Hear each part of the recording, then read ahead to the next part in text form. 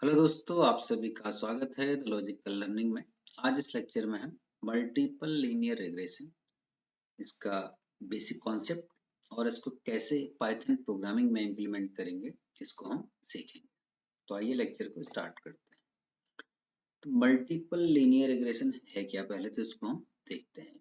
यहाँ पर ध्यान दीजिए, मल्टीपल का मतलब एक से ज्यादा, लीनियर का मतलब सीधा सा कोई भी अगर आप वेरिएबल ले रहे हैं तो उसकी डिग्री 1 है, यानी कि आप एक स्ट्रेट लाइन की बात कर रहे हैं, सिंपल 1 वेरिएबल के लिए। लीनियर का जब भी हम करते हैं तो हम x की पावर 1 यानी कि x स्क्वायर करें तो आपका ये क्वाड्रेटिक हो गया। जब हम लीनियर करें तो उसकी पावर 1 है। तो दो चीज यहाँ पर है, एक है मल्टीपल और एक है लीनियर।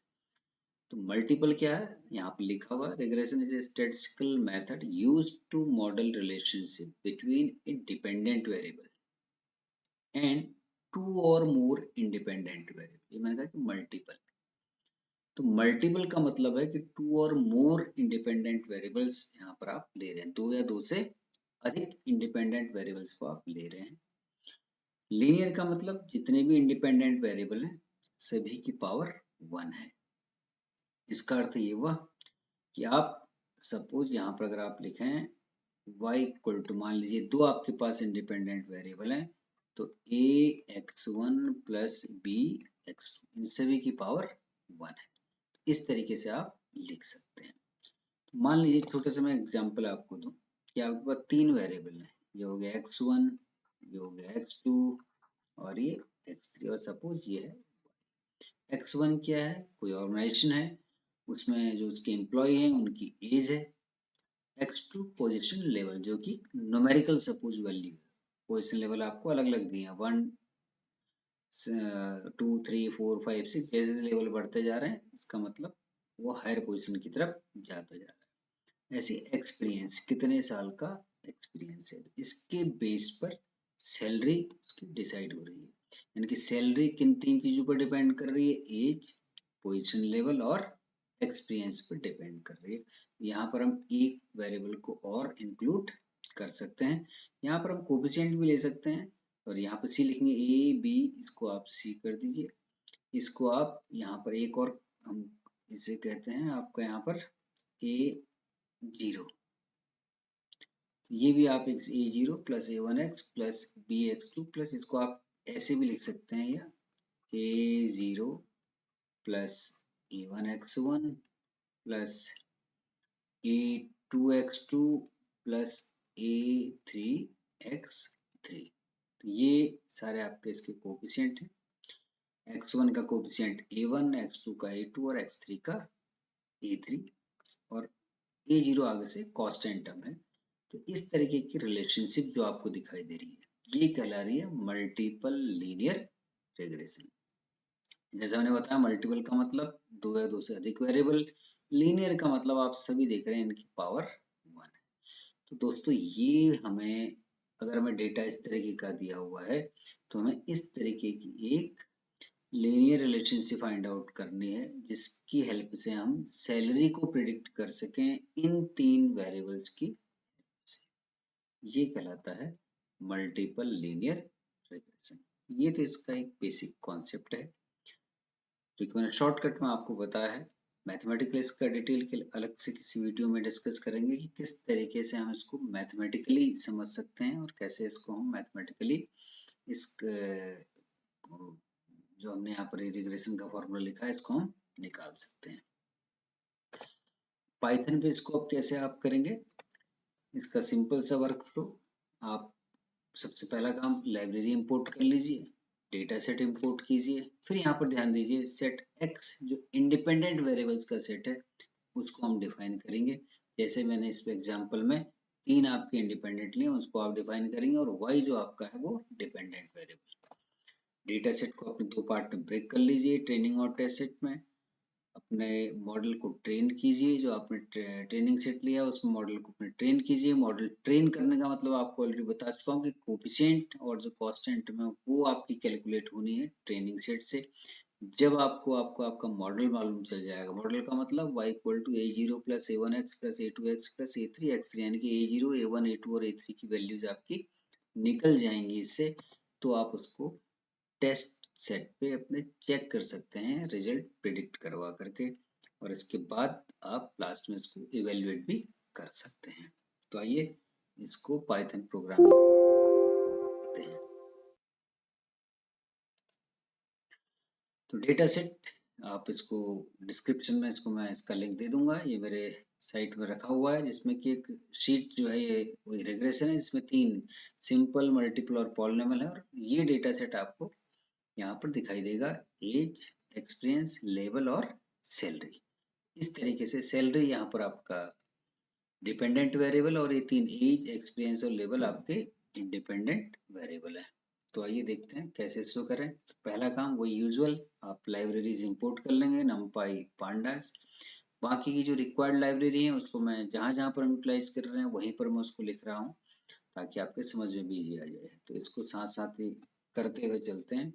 डेटा मैंने आपको बताया, फाइल का नाम रिग्रेशन है और शीट का नाम मल्टीपल लीनियर रिग्रेशन। तो दोस्तों इसको भी मैंने एग्जीक्यूट करा लिया।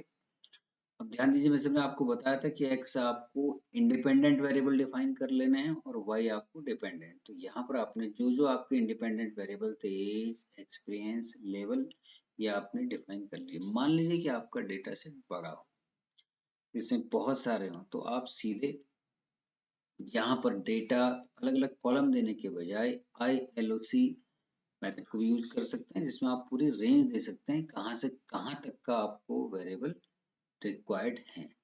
तो ये एक तरीका है। दूसरा तरीका मैंने आपको बताया कि आप .ILOC से भी कर सकते हैं। तो y में यहाँ पे मैंने सैलरी असाइन कर दी। तो इस तरीके से x और y आपने दोनों डिफाइन कर दिए। अब इसको आपको ब्रेक करना है दो पार्ट में, ट्रेनिंग पार्ट और टेस्ट पार्ट में। फिर से वही sklearn.model_selection train_test_split, इसको आप इंपोर्ट करेंगे। ये आपके डेटा को दो पार्ट में, ट्रेनिंग और टेस्ट पार्ट में डिवाइड कर रही है। x और y पे आप इसको अप्लाई कर रहे हैं, तो x के लिए भी दो पार्ट मिलेगा आपको, और y के लिए भी आपको दो पार्ट मिलेंगे, ट्रेनिंग और टेस्ट। टेस्ट साइज यहाँ पर आपने 0.2 लिया हुआ है। 0.2 का मतलब है कि 20% डेटा आपका टेस्ट साइज है, 80% डेटा ट्रेनिंग साइज का है। रैंडम स्टेट में कई बार आपको बता चुका हूँ, इससे आपकी सैम्पलिंग डिसाइड हो रही है। सेम रहने देंगे बार बार तो आपका सैंपल सेम आएगा, इसको अगर चेंज करेंगे तो सैंपल भी आपका बदल जाएगा। तो दोस्तों ध्यान दीजिएगा, मल्टीपल लीनियर रिग्रेशन के लिए भी वही सेम आपकी जो आप यहाँ पे इस क्लास को इंपोर्ट कर रहे हैं वही है लीनियर रिग्रेशन। तो sklearn.linear मॉडल इंपोर्ट आपने एक लीनियर रिग्रेशन करना है, और ये आपको इसका एक आपने क्या बना लिया, ऑब्जेक्ट बना लिया। तो इनको साथ साथ ही एग्जीक्यूट करते हुए चलते हैं। तो ये आपने इसका एक ऑब्जेक्ट बना लिया लीनियर रिग्रेशन का, मॉडल नाम का। इसके अंदर दो मेथड है, मैंने बार बार आपको बता रहा हूँ, इससे पिछले वीडियो में भी आपको मैंने बताई है, जिसमें पॉलिनॉमियल रिग्रेशन है या लीनियर रिग्रेशन है। इसको जब आप फिट कर रहे हैं एक्स ट्रेन और वाई ट्रेन में आप फिट कर रहे हैं, तो फिट करने का मतलब ध्यान दीजिए, यहाँ पर हमारे तीन वेरिएबल है, इस तरीके का आप कर्व चाह रहे हैं, a0 plus a1x1 plus a2x2 plus a3x3। जब आप फिट की बात कर रहे हैं, मॉडल डॉट फिट, इसका मतलब यहाँ से a0 की आपको वैल्यू मिल रही है, a1 की वैल्यू मिल रही है, a2 की और a3 की वैल्यू आपको मिल रही है। जैसे आप मॉडल डॉट फिट करेंगे, इसका मतलब आपके डेटा से ये सारी वैल्यूज कैलकुलेट हो चुकी है।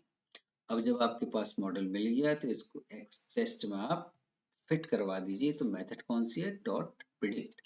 Model dot predict x test में आप करेंगे तो प्रिडिक्टेड होकर जो वैल्यू आई है वो आपने लिख दी है वाई प्रेड में। तो एक्स टेस्ट के लिए आपकी दो वैल्यूज हो गई, एक आपकी जो ओरिजिनल थी वो थी वाई टेस्ट, और प्रिडिक्ट होकर जो आई है वाई प्रेड। तो अब ये जो आपकी प्रिडिक्ट होकर के आ चुकी हैं, इसके आप अपने रिजल्ट को आप चेक भी कर सकते हैं।